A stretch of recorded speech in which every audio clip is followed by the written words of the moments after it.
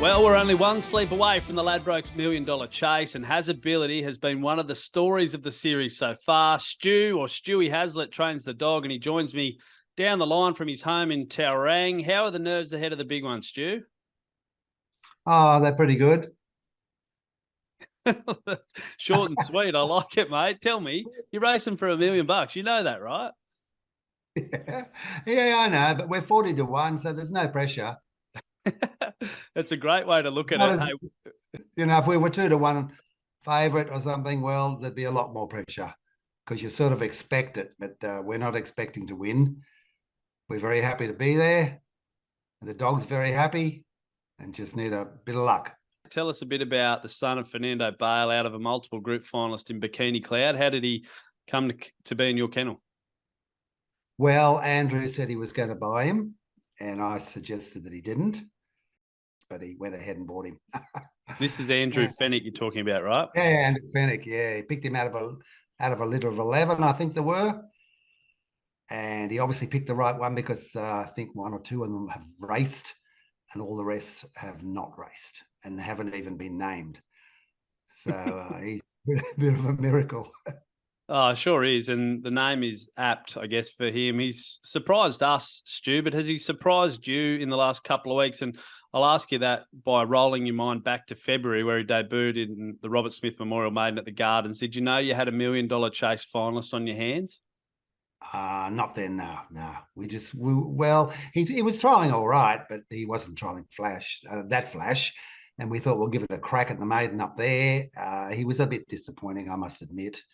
I thought he had the race won a few times during the running, but he didn't really get to the line that well. But recently his attitude has changed and he's become a lot more determined in his outlook and running, and it's really shown through in his last 4 starts.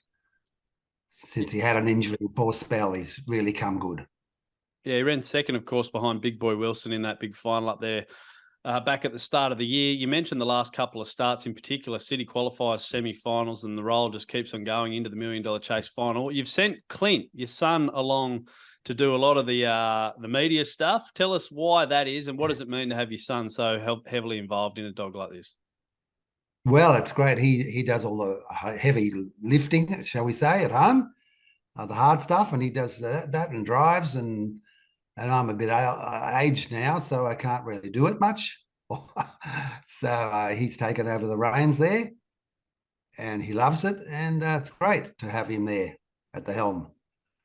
You're making me feel bad. You're making me feel bad, Stu. I got my dad out building my fence as I speak outside, so I have to get out and help him this afternoon. Hey, let's take a glimpse at the final field. You mentioned 40 to 1 for Hazability. Box 5 makes it pretty hard, but realistically, what hope do you give him, and how do you hope the race pans out in the first 100 metres, especially? Well, the way they're boxed, everyone's going to be crazy about the 2 dog and the 3.